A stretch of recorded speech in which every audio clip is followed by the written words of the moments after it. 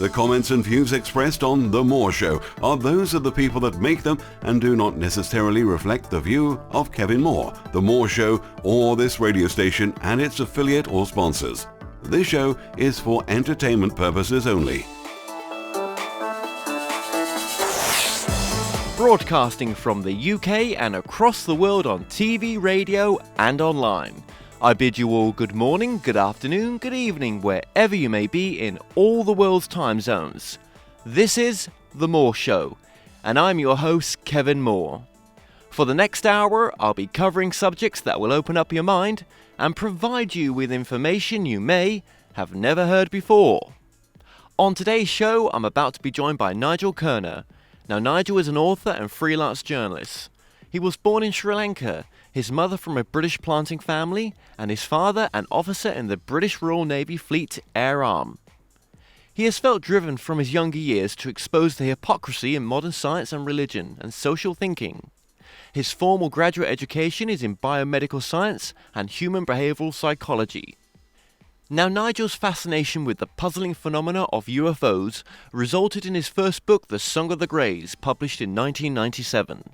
This serious work on the subject is now noted worldwide for its radical view on the phenomena. His latest book, Grey Aliens and the Harvesting of the Souls, published by Inner Traditions, is the second book in a trilogy about the UFO phenomena and its social repercussions on humanity. Nigel Kerner, welcome to the show. It's going to be a fascinating interview. Let's have an interesting chat. Now, Nigel, just tell the audience a bit about yourself. Well, nothing much to tell. I have a scientific background. I don't like letters behind my name, so I'm just simply Nigel Kerner. I really want the kind of opportunity to discuss, out-of-the-box ideas about things that most people are interested in. And I think this particular subject we're referring to, in terms of our future scope as human beings, biologically or not, is something that has interested me all for a long, long time, really, years and years and years. I came into this as a simple challenge from my little boy when he was about 12 years old, when he asked me a simple question: "Look, Dad, this business of UFOs, is this real?" And though he was a little kid at the time, he's a pretty sharp honcho, and I didn't want to give him a kind of superficial answer because I hadn't the faintest idea what they were, to be honest, and had the usual skeptical kind of, outlook about these things and so on, Buck Rogers and, the business we all went through as kids kind of thing. And anyway, I thought I'd just have a look at it, just give him some kind of answer. And the more I looked at it, the more this Pandora's box, if you like, that I was opening seemed to suggest something absolutely amazing, sensational. And it met up with my kind of scientific perspective, if you like, and looked at it, even more seriously as it threw up more questions than answers, if you see what I'm trying to say.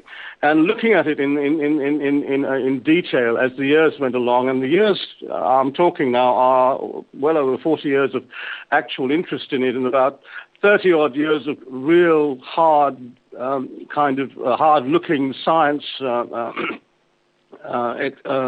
expositions on the subject through the straight science invective, so to speak. And I didn't want any of this imaginary nonsense that people talk about, I saw this and I saw that and whatever. I wanted to see how this stood up with the scientific method, so to speak. And the more I looked at it in those terms, the more sensational it became, because it kind of answered all the questions in that kind of context. And so this led from one subject within this purview, so to speak, of UFOs to many other kind of, sub-subjects within it. And in the end, of course, it came down to this very important thing at this juncture, if you like, in our society and the way we're thinking about things, of what is the difference between what is natural, what is artificial and synthetic, and how do these things relate to our condition as a human species and so forth. It got a little bit deep, if you like, in that kind of context. And, of course, it all married in with the UFOs in a very fascinating and quite unusual way, I might say. And, of course, that kept the interest value all these years. And, in fact, it was this little kid's question, in fact, was instrumental in turning over my entire idea of what one might call the existential scale, you know. So let me just take you back there a bit, Nigel. So, okay, so your background was sort of soaked in science. Yes. You know, these subjects that we're about to talk about are very paranormal and you know, very sort of new age. So yes. You say it's your son that sort of clued you in, or sort of opened you to think outside the box as such, or to you know, look at things in a different perspective. But I mean, you know, what interest did you have in the New Age then, or New Age subjects? Sure. So I have to say, I'm New Age. I was really allergic to that term anyway, and whatever came within that kind of purview and so on. But you know, this is a really serious scientific-based subject when you really go into it. This business about UFOs is really verified by some very important and very respected people all over the world. And of course, as an adjunct to that, you'd expect, you know, all kinds of hangers-on and so on, because it's an exciting subject. It's one for the imagination and so on. But I wanted to keep it within the straight narrows of the scientific method and how, through empirical mechanisms, can we look at this and see if there is any veracity to it at all, or is it just another subject allied with the tooth fairy and things like that, you know? So I looked at this in a much more progressively serious kind of way. Unexpectedly, I might say, Kevin, that's the incredible thing. I am as much surprised at the discoveries I've made, because, as I said, I was a real skeptic about these things. And you're right about this idea that, of course, it's a kind of subject that is on the fringe, so to speak. And I think that, in its way, is also a very interesting thing, because there may well be a reason why it's deliberately been kept on the fringe, and that's to do more with politics and sociological questions than anything else. So you see, it goes into every kind of fund of human activity, if you see what I'm trying to say, and covers the whole field, so to speak, and one really must not come at this with a closed mind, you know? No, which is what it you know, normally gets that kind of treatment in the mainstream media. Now, indeed.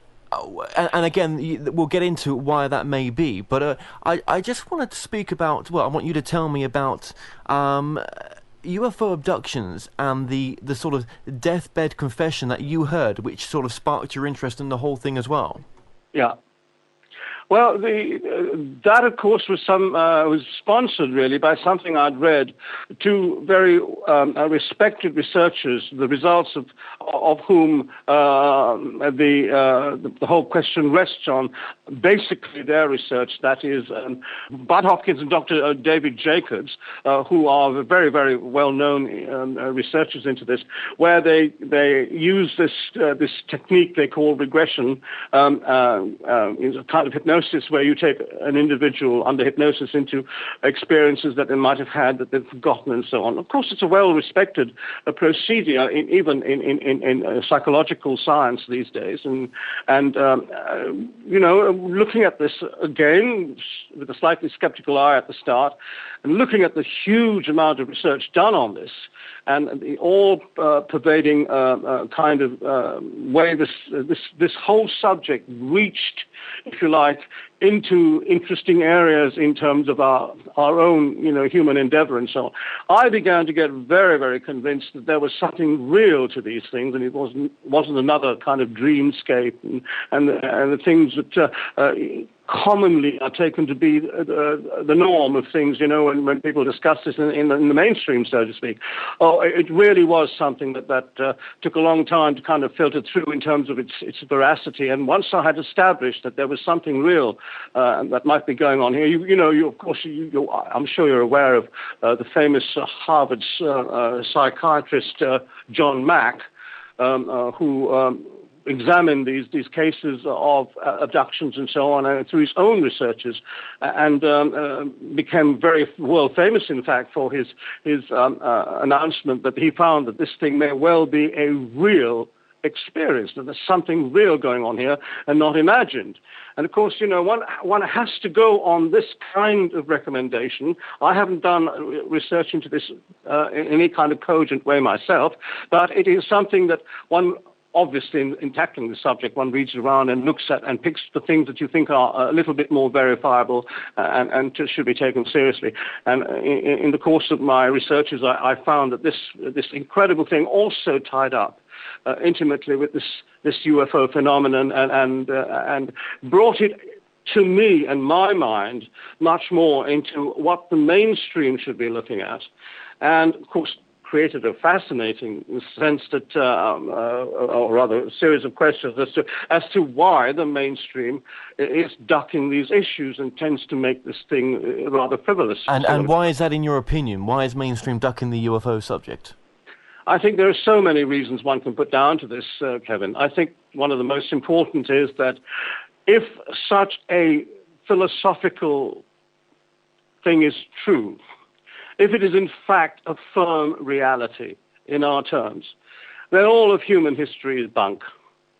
And all the things that we've been looking at and we've been endeavoring to do in history would have to make a U-turn, so to speak, a complete U-turn, one that would transform the outlook of humanity. And of course, you know as well as I do how well stitched up the outlook of humanity is in terms of the fiscal imperative, if you see what I'm trying to say. I do, but there's no money in it, if you see what I'm trying to say. Okay, why would it change our history, though? If it was to come out that, these things, these unidentified flying objects of maybe extraterrestrial origin had been floating around for a while, not just, from the Roswell incident, but way before. Why would we have to rewrite the history books, in your opinion? Well, it takes control away from us. It means that we are sponsored by something that is manipulating the natural free aegis of humanity, if you see what I'm trying to say. And that, of course, is fundamental to the course we as human beings will take in our lives. And of course, it is on that basis that religion is well writ, so to speak, if you see what I'm trying to say, a very, very powerful driver in societal terms through history. And then, of course, you've got the business imperative and all those kinds of things. If something out there is more powerful, can come here and reach past the speed of light and takes control through its vastly superior technology of us little earthlings, so to speak, you can imagine what the implications are for our future scope, so to speak. And that, to me, I think is fundamentally why a lot of people that should not be ducking the issue are in fact doing that, important people. However, the thing is so pervading now in society, so many experiences of this kind of this kind of thing in the general public view, so to speak, that it's being forced into it more and more. You've got video cameras, you've got society's changed in technological terms and so forth. In fact, technology may well be the offshoot of the influence of such things, and of course, the business is really controlled, isn't it, Kevin? Are we in control, or is something else in control, and are we just pawns in the game, so to speak? But surely, if there was something else out there, and they would have took us over a long time ago.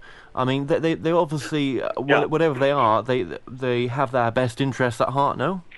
Oh no! That's just the point. What, in fact, I mean, look at the nature of humanity and how we have through history done to each other, so to speak. It's been a parade of disgrace, has it not? We have been killing, maiming every opportunity, and through the sense of our competitiveness with one another, our parochial sense, whatever. It's been a parade of disaster in terms of violence and all kinds of negative things, so to speak. Now, if in fact the universe out there runs on the lines that we do, and if in fact societies have got grander and greater in technological terms under the same principles, so to speak, then what are we? Do we become lab rats to something superior to us in terms of its intellect and technology, so to speak?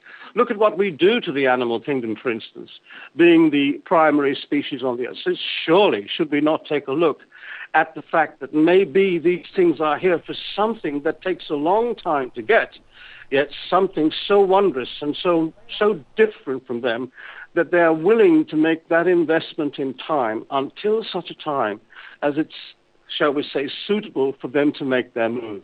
And but surely, Nigel, if a race has been going for eons, or even 1,000 years more than we have, surely it's more spiritually evolved.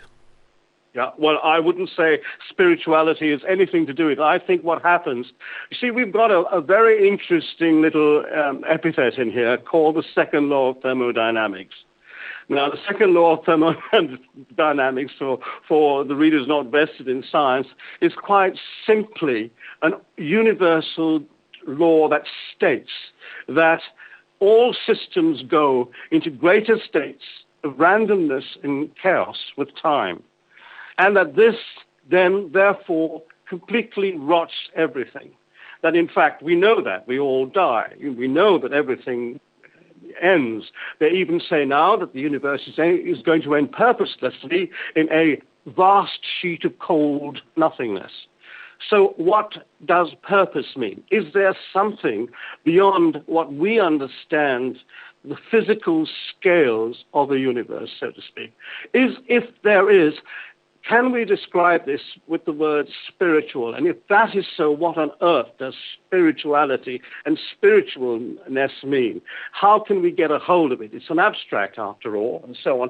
So, one is given to all kinds of speculations and all kinds of various ways of looking at the various criterions that make this entire subject up. And, of course, I went through the whole thing, and I've written a series of books trying to catalogue why all these things might fit into a cogent frame that makes rational sense.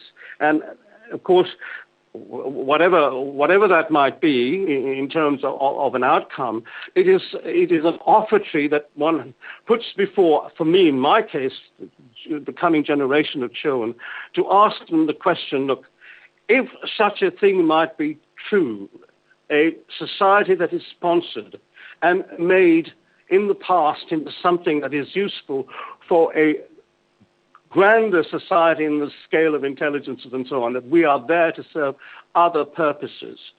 What, in fact, should you consider in terms of your own purpose of going forward, so to speak? So whilst we have all these philosophical threads, we really don't have any cogent, realistic answers about it. And so I came at this, looking at this from the fundamental sense of it all. All procedures, carried out by any entity that comes at us in a physical universe, which is, completely enforced. Everything is force. Everything is a vibrational expression of force in our physical universe. Could, in fact, these things that come from the outside, they call them by various names called Greys and Nordics and whatever it is, I rather take a dim view of naming things, and people have, rather like supporting a football club, you've got the people on the side of the Greys, the people on the side of the Nordics, people on the side of humanity, and so on. It's made into some kind of purposeless foray. What is important is what principles underlie the propulsion units of each of these various things. And can we look at this with a calm, cold mind, so to speak, and see whether there is anything in this that meets the gist of purpose and value that we seem to say in our societies is something we all should consider if society itself is going to survive. Well, there's some very, I'm sorry to butt in here, but I've got it. There's some very complicated stuff we're talking about here. Yeah. None of it's sort of straightforward. So I just want to go back. I did ask you the question ages ago about the sort of deathbed confession and how that sparked an interest, and I didn't really get the answer there from you. But just so our audience knows, there was a deathbed confessions on what base? There was a confession by a colonel, I believe, to yourself that we were not alone. Yes, that's right. The son of a general, American general, actually related the story to me when I kind of poo-pooed the idea of these entities that come from space and so on many, many years ago. And he was an American chap that I knew. And he said, well, let me tell you a story. I can come at this from a personal point of view. And he said, my father actually took these things out of a crashed vehicle, and he kept the secret for years from the family. He was at that time, this happened to Colonel, and he was subsequently made a general.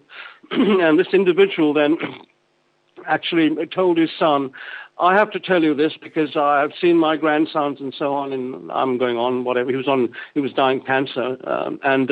He did then say, I actually, with someone else, carried a living alien entity out of these things.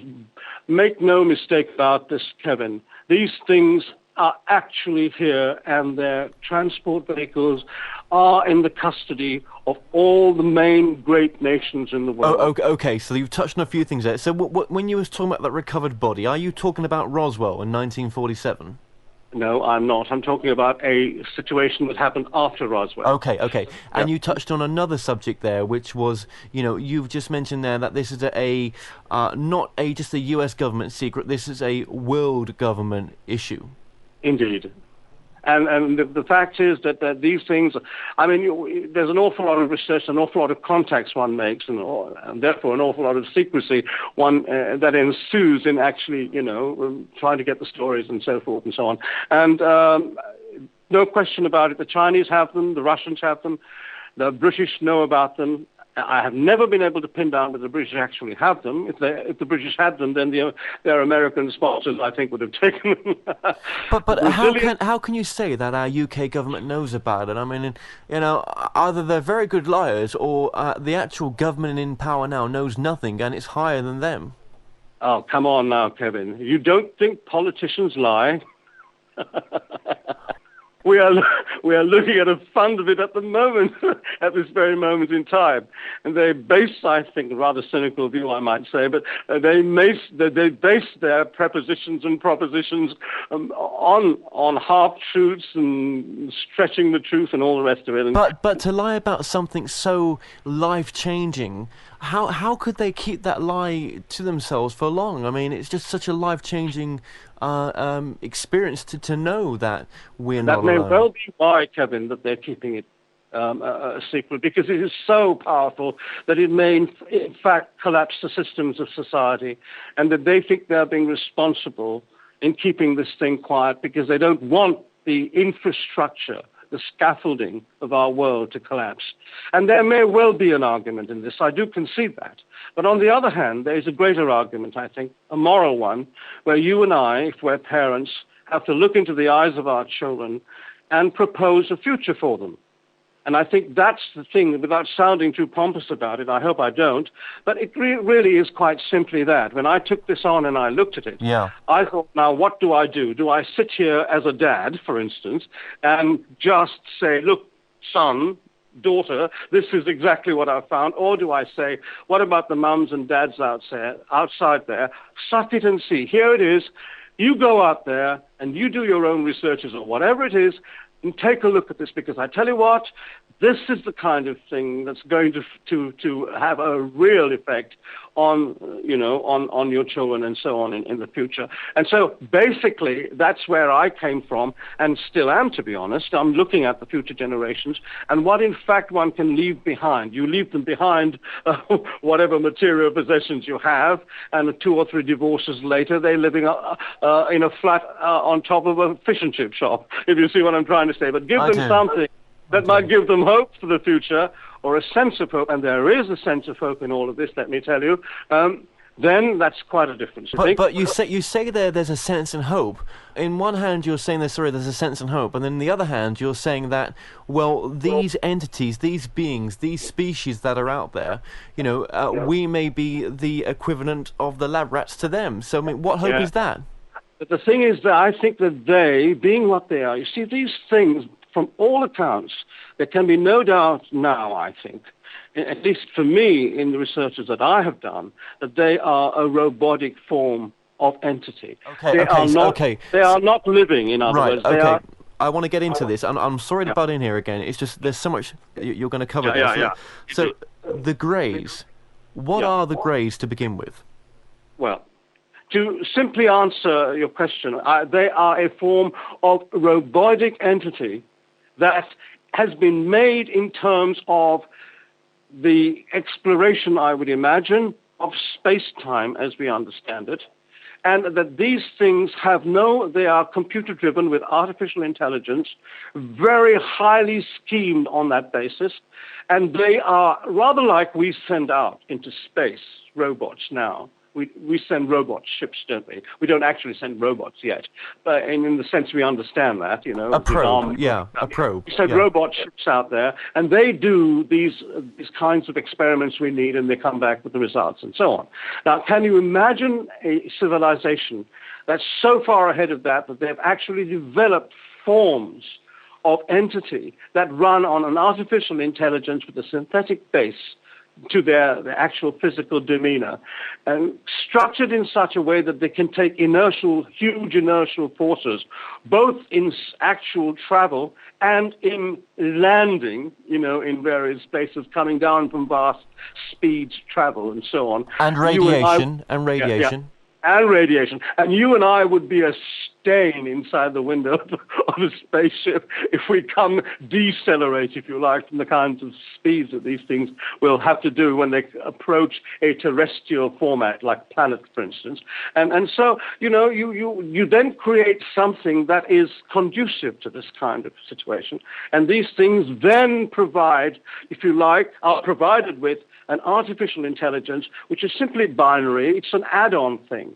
Now, the thing is this. We, as natural, non-synthetic beings, shall we say, have an incredible advantage over this. Now, these artificial things will have to be actually manufactured from disparate parts, mechanical, non-living, dead matter, so to speak, parts. And they're put together and they're assembled rather like we do a computer. And then these things think for themselves in their own terms of reference, but they don't have the scope of things like vision, imagination, or in fact the ability to know a sense of personalization. They don't know. A robot can never know what I means, if you see what I'm trying to say. Yet we are something that comes from a beginning. Can you imagine? We all have a beginning, wherever that beginning might be. We might call it a singularity. Some might call it God, if you're religious and so on. I prefer to think of it in a secular way, a point from which we all come in a single line. And each one of us has a discrete line back to that point in our individuality, all the time being proposed by a previous situation, parents, grandparents, great-grandparents, and so on, in a single line. And within that scope of continuity, we have a mechanism for, if you like, gaining more and more knowledge, so that you and I are the sum total of whatever began billions of years ago in the great somewhere, maybe a single point, if you see what I'm trying to say. Now, I have to go into that at far more complicated detail in my books, as I have done, to give some cogent sense of what this might mean. But generally speaking, this whole line of continuity then makes us, through life and death, incarnacy, discarnacy, back and forth, a natural system that automatically prevails in its own terms, whereas a robot can't do that. Well, the question is, they come here and see this, if you like. They come here and they see this, and here is something that they find very, very attractive in their own terms, and perhaps that is what they want, to make us suitable for a transhumanization mechanism, suitable so that they may cross their intelligence quantum into our own. Now, that might take thousands and thousands of years to do, because you've got to change things like DNA and so on. I'm just now very generally kind of taking this through. Okay. So what you've just said there, again, just explain that to me again. So you think they're manipulating our DNA? I think they want to make that into a suitable platform into which they may then feed their own quantum sense of whatever they are. Their mindedness, if you like.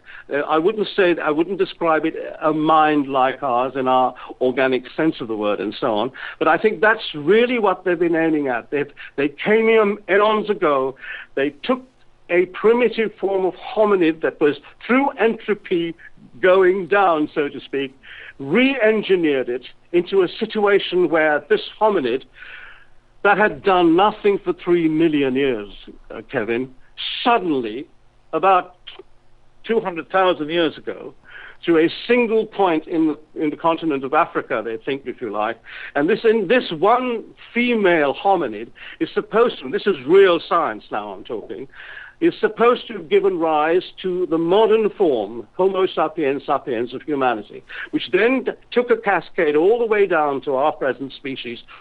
And in that single movement 200,000 years ago, the brain size triples, and what is even more remarkable, the pelvic girdle that admits this brain size into life triples to do that. Now, to have accidental, evolutionary mechanisms do this 2 huge steps in that short period of time is absolutely impossible. The numbers don't fit. So what are you saying then? For 3 million years, nothing happened. So, I believe that this transhumanization mechanism was started when this kind of entity appeared on the face of our Earth, and then started because they saw that even a hominid could have birth. There was a line, a genealogical line that was going back, and they wanted this facility to be built into a machine form that they were.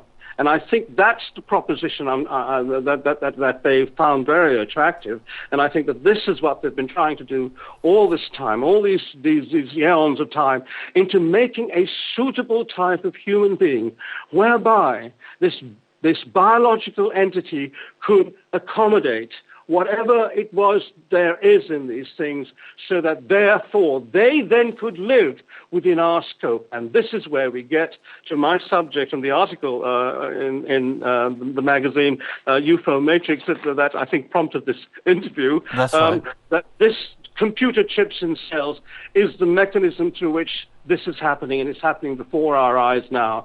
And it's, to me, the most disturbing and catastrophic thing that can happen to human beings if we don't ask enough questions about it.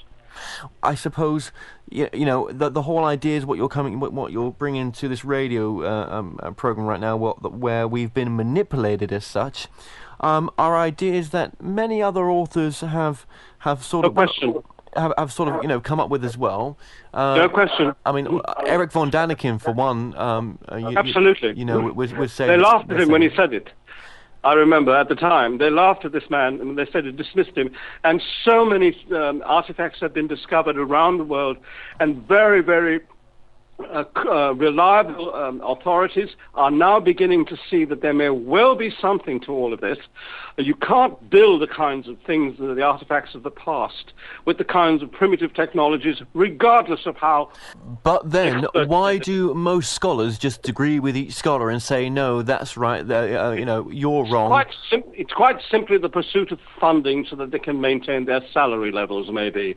That's a cynical view, but let me tell you, that underlies a lot of what we do in our world these days, and I don't mean to sound frivolous about it, but anyone who's been to university and who wants to get a grant to do research would know exactly what I mean by that.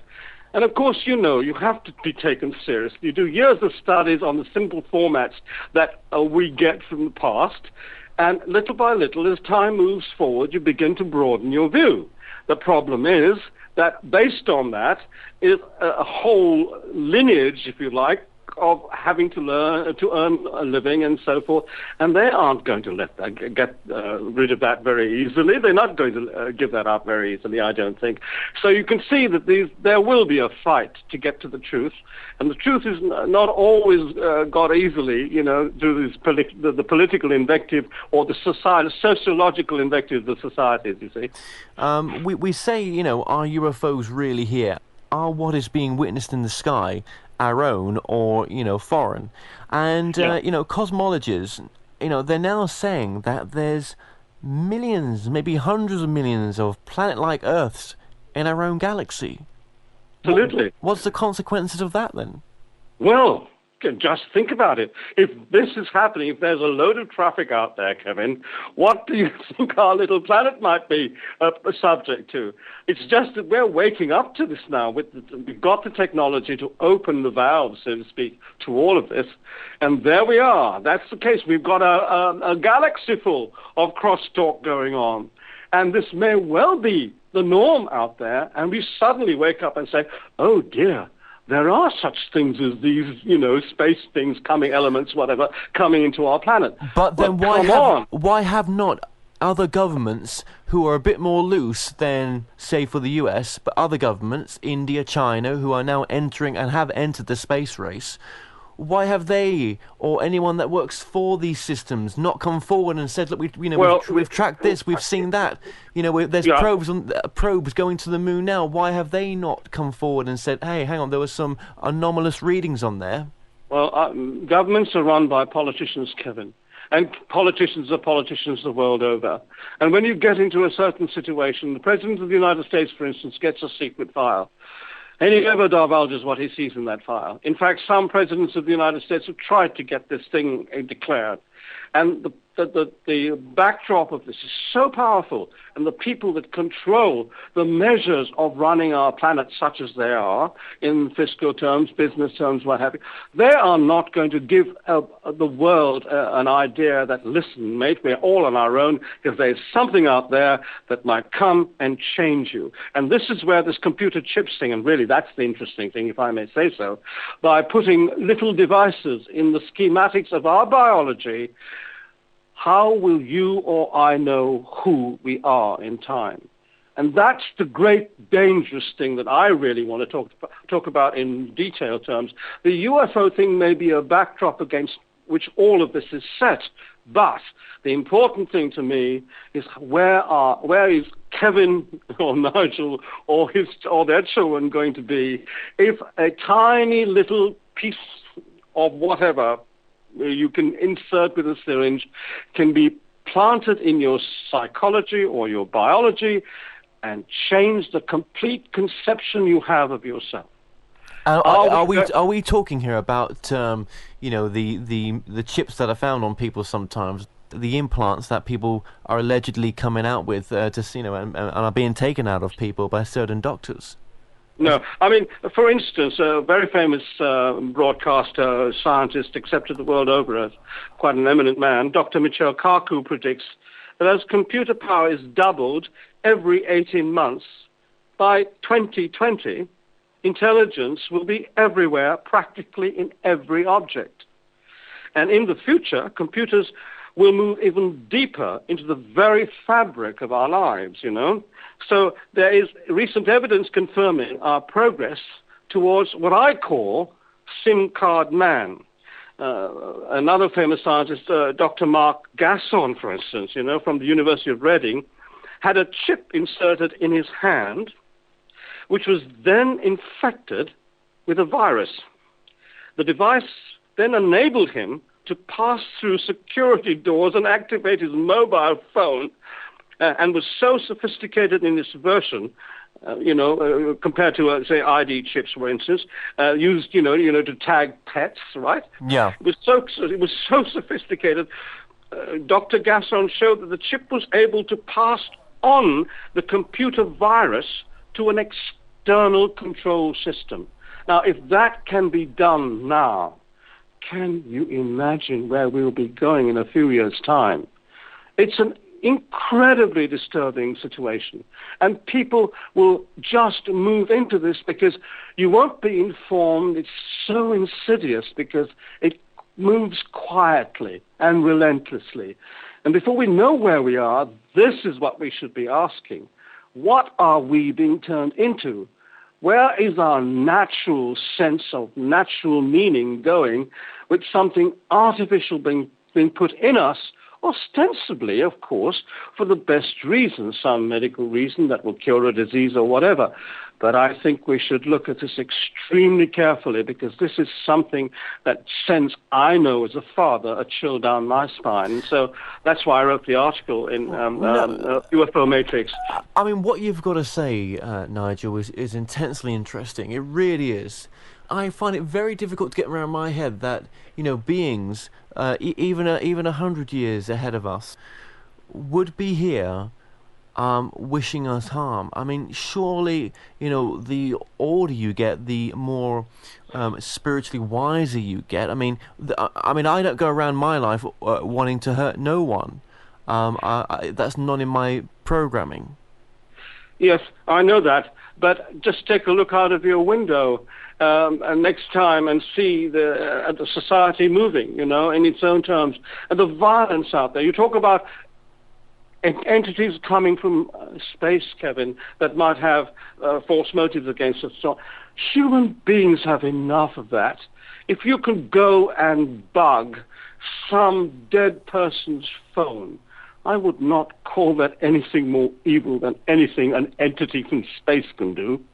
Come on, human beings can be absolutely horrendously evil. And what a strange force coming from outside is hardly likely to put their arms around us and say, "Hi there, chaps.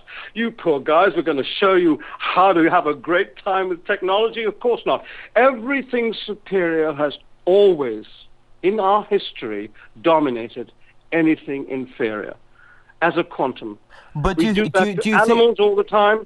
Yep. We do it all the time to animals. Yep. They're the nearest example of it, Okay, but do you think, though, a spiritually advanced race, a technologically advanced race, would want to interfere in our progression? Would they, if we can just, even for a second, try to put our head in that situation, want to just leave us alone to get on with it and not interfere?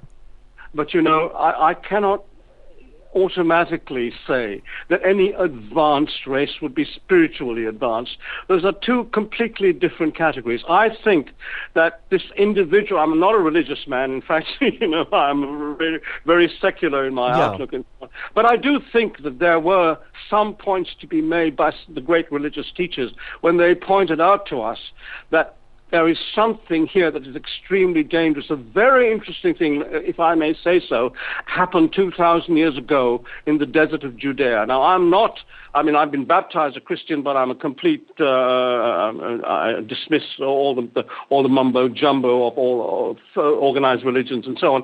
But let me tell you, when you look at these individuals themselves that came here, that actually authored the great religions. For instance, Jeshua ben Joseph, to you and I, Jesus Christ.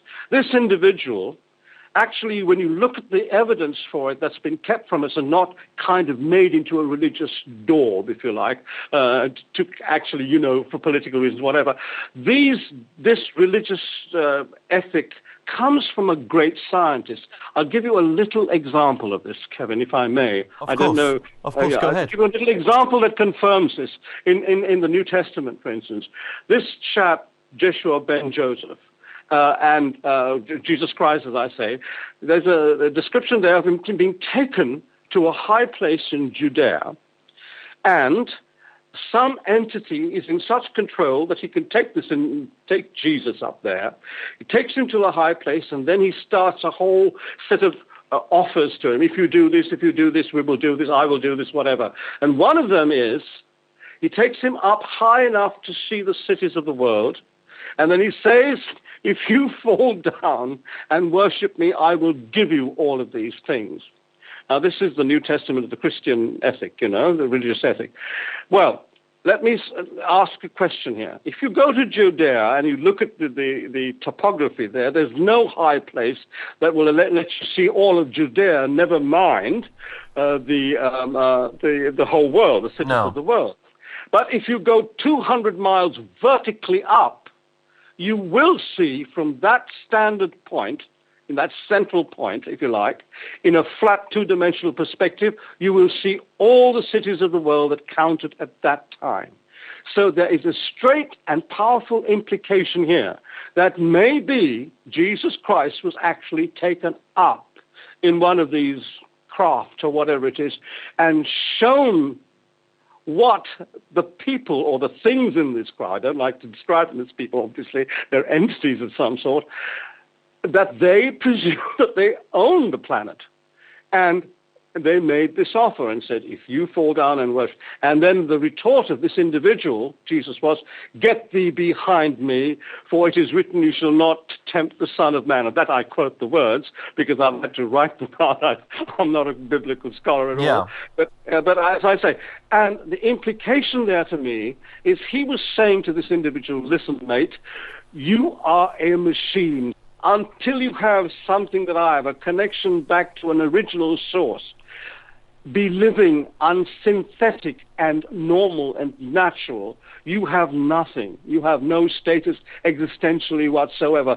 And do you know, I believe this is what these entities that come that are robotic, and really that's the only way they can travel these distances in space, they would have to be robotic.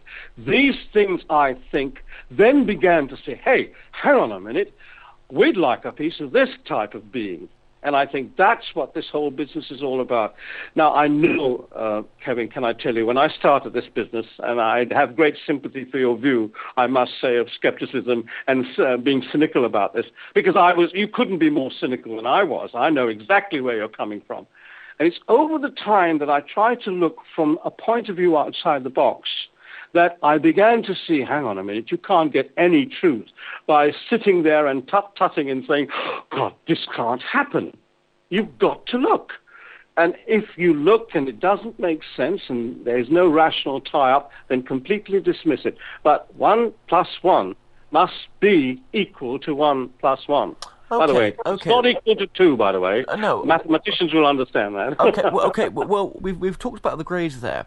Now, you would agree with this, wouldn't you? That there's not just, I mean, there can't just be one type of grade. There must be many, and also there's probably many species out there. Would you say that's true? When I quantify the number of these things that are described in the literature, there are so many of them. It's very difficult to decide where they find their place in any kind of normality or hierarchy. Right. So really, I have to say that. So would you say then that just as you've got hot and cold on this planet, just as you've got good and bad in the human nature, though there must be good and bad out there? Well, of course one has to accept that. And my point is simply this. We have individual good and bad in our planet.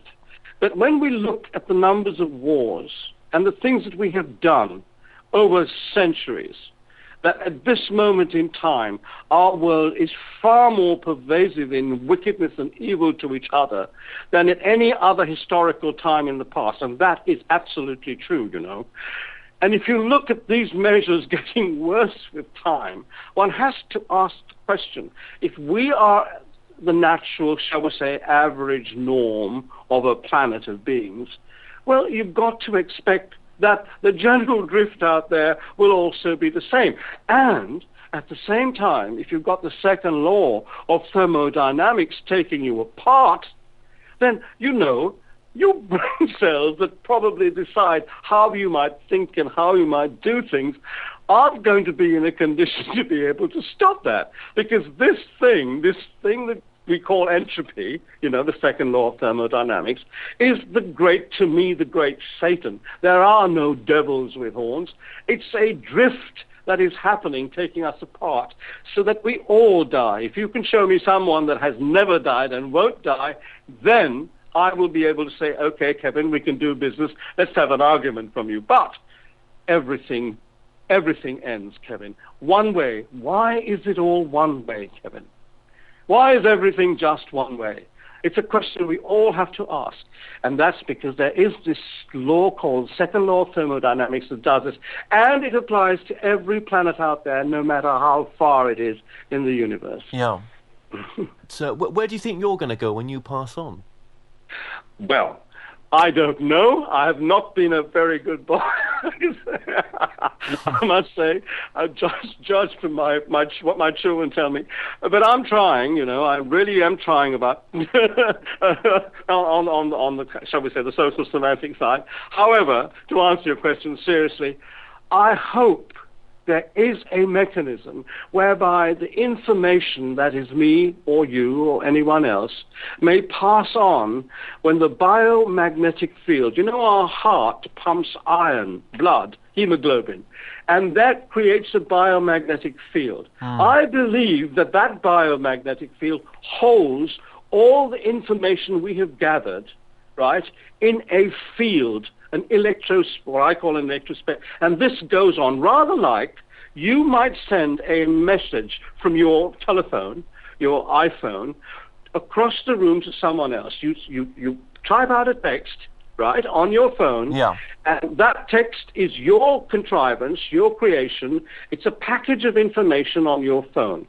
You then press the button, and over empty space, that field of information moves to someone else, across the way, shall we say. Well, in the same way, I believe that our information fields carry on. When a magnetic field tying us to a physical semblance, a physical body, ends with the stopping of our heart, and it goes on.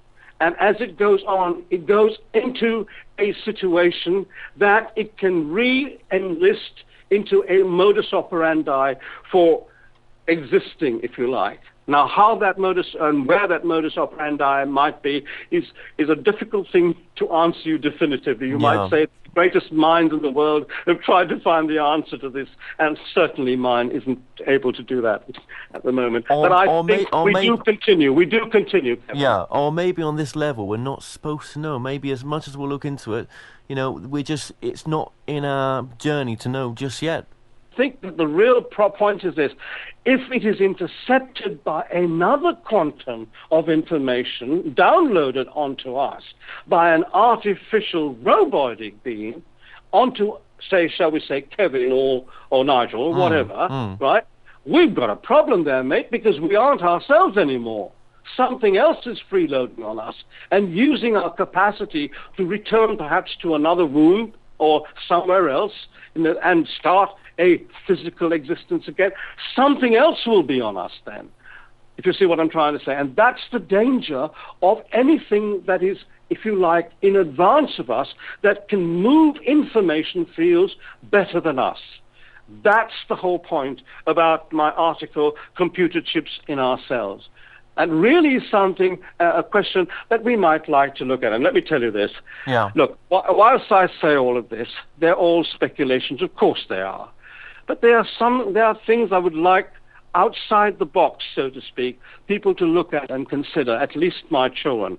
I wrote this really basically for myself. I write most things for myself just to argue the points.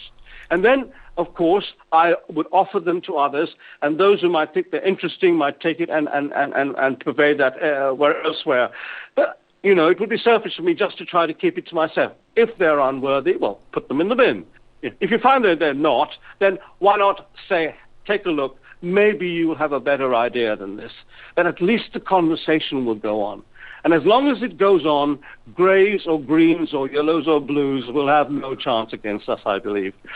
I think your work is fascinating, and I think that I think the work you do is special. I do. I really do. And I've enjoyed debating with yourself today. There is definitely something going on, right? I mean, absolutely. Okay. And the repercussions of it, whatever it may be, are just enormous. Again, someone like yourself, you've not just used other researchers' work, you've gone out there and looked for it yourself, haven't you? And the most important thing, I think, is that we individually do that, Kevin. That, yes, it's fine to get all the various other opinions together and so on, and it's so wonderful to see how people think and these various... But the worst thing you can do is to keep your mind closed. Keep that mind open and try to step neutrally, but I would advise my children, look with reason and logic how it hitches up. And if it doesn't make sense at all, throw it away and start again. But then you touched on something very important there. You said about keeping their minds open, not closed. But most people want to be told what to do. Most people want to be told how to think. to think for themselves is quite hard work, Nigel. Yeah, the saddest thing is that they don't know how magnificent they are if they don't do that. As people keep them caged, religions keep them caged, politicians keep them caged, teachers sometimes do. Teachers open more boxes than they close, I have to say. I find that a very noble profession in trying to increase our knowledge. But you're right, that there is a tendency towards this. Of course, you're right. And of course, the last thing in the world we must do is to accede to this particular thing. I think the most important thing we can do is to open our minds and says, no, I am going to find the greater me. And that's, I'm not some, please understand me, I don't want to sound like some pious philosopher, I'm not. I just simply want to say, you have a magic inside you that is absolutely huge. Do not contain it and make it small or let anyone else tell you that that is true about you. And if you start to do that, you have an amazing adventure in life in front of you. Where can people find out more information on your work? Well, I have a website. I mean, I have to be honest, and this is really straight, let me tell you. I have a website called Nigel Kerner. You just type in nigelkerner.com on Google, and you find the references. Okay, so there's... But I mean, please, I have to say this. Nigel Kerner is only Nigel Kerner. You are as big or much better than me. If you will just give yourself a chance, as I did, as a prompt from the question from my son, and I'm ever grateful to him for this, to go and take a look, Absolutely. Look at the evidence for yourself before you start to just dismiss it. Indeed. Yes, absolutely. Yeah, okay. Well, great talking to you. I'd love to get you back on for phone when we have phone-in calls, but Nigel, thank you so much for joining us. Yeah. To find out more information on Nigel Kerner, just go to nigelkerner.com or visit my website, themoreshow.co.uk, and look up Nigel Kerner under past guests. Now, don't forget we have a TV show which goes out every Friday on Sky 201 and Freesat 403 at 6 p.m. or Saturday at 10 p.m. Don't miss it. And you can also follow us now on Facebook and Twitter. So until next time, thanks for listening.